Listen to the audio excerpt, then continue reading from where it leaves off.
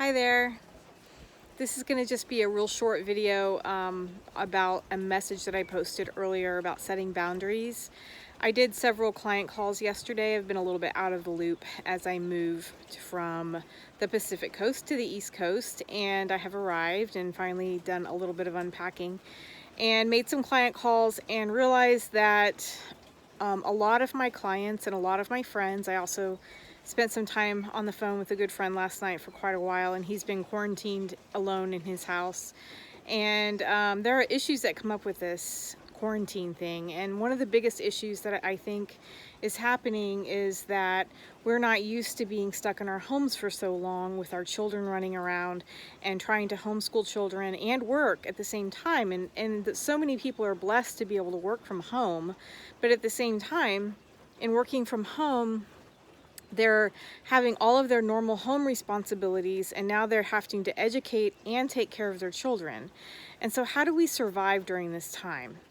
And one of the best ways that I can think of is to set a schedule for yourself and your family, and to also set boundaries for yourself and your family. And by boundaries, I mean, what is it that you need in order to refresh yourself, even if it's just a little bit every single day? Do you need time away from your kids, away from everything? How much time do you think you need? What is the amount of time that would satisfy you and make you feel a little bit refreshed? Does it mean that you need to get out in nature, or you need to just be alone? You need time to schedule for the next day without anyone interrupting you.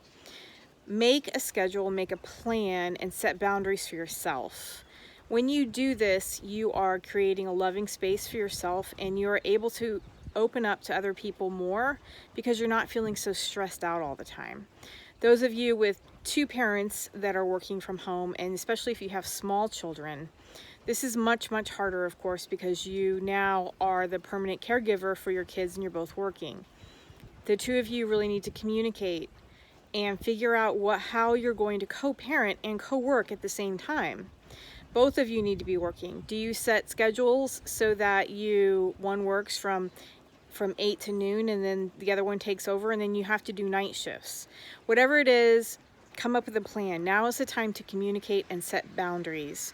If you're setting boundaries for yourself and really being specific about what you need, allow the other people in your life to also set boundaries for what they need. And my other suggestion is to make sure that their boundaries don't include, well, I need you to do this and I need you to do that, because that's not setting a boundary for themselves.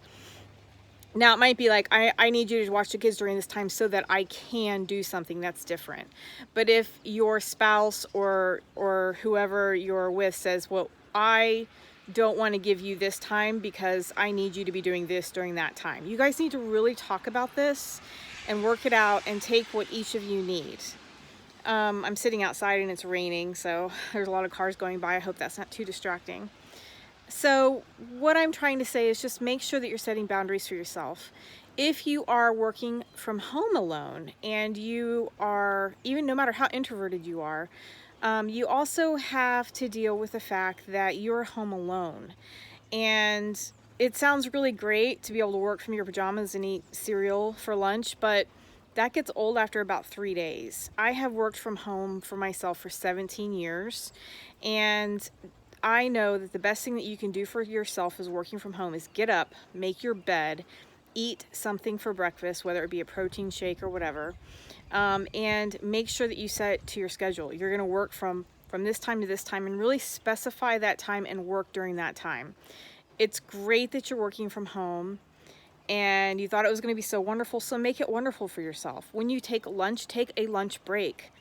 Try to FaceTime with your friends at least once a day, or text or whatever you can later on after work is done. Be productive. Really enjoy this time and realize that you now are probably getting more done. You have less meetings, hopefully. You have less people bothering you. You're going to get more work done. If you get more work done, there's no reason for you to work an 8-hour day. I mean, that's between you and whatever, but if you're getting all of your work done, you're getting it done, and you're at home and there's no one to bug you anymore. So look at the benefit there. Those of you that are getting laid off, I have a client who is losing her job, and she's really stressed out about it. She didn't anticipate this happening. She's been working there for 5 years. These are opportunities that are being presented to you for a very specific reason. And take what you can and really hold on to those opportunities and look for the silver lining in it.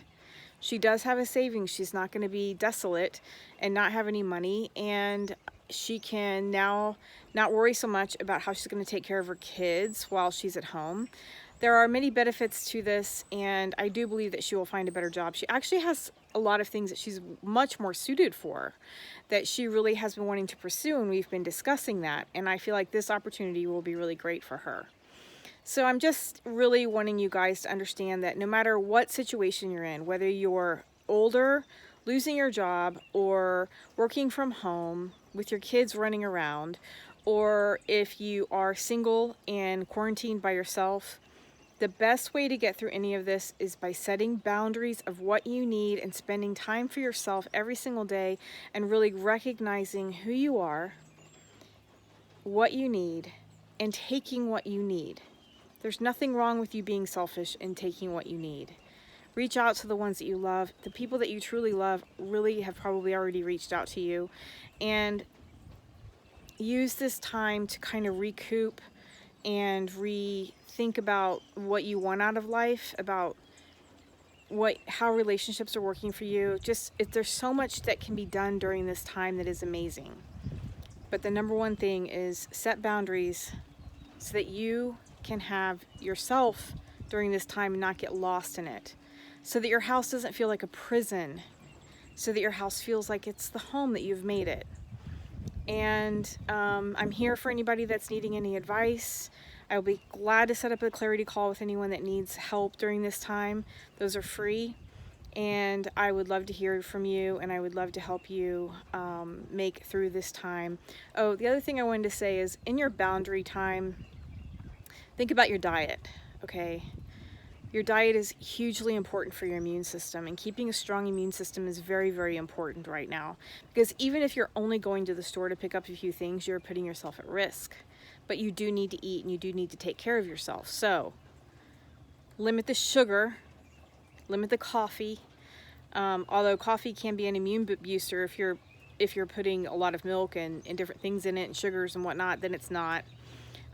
Really think about the healthiest way that you can live right now. Don't forget to drink your water, especially if you're at home taking care. Oh, the other thing I have a friend of mine who is taking care of his elderly parents at home. And I have another friend who has taken elderly parents out of a nursing home and is taking care of them at home. And that is an added challenge, and that is an added way that you really, really need to understand that your self-care is the most important for everybody in your family. If you're taking care of yourself, you are able to share love more to people than you are if you aren't. Eat well, set boundaries, set schedules, really, really, really focus on communication. Now is the time to say what you need. Now is the time to take what you need and allow others to do the same. So until next time, it was really great seeing you guys, and I hope for more short videos in the future and some long ones as well.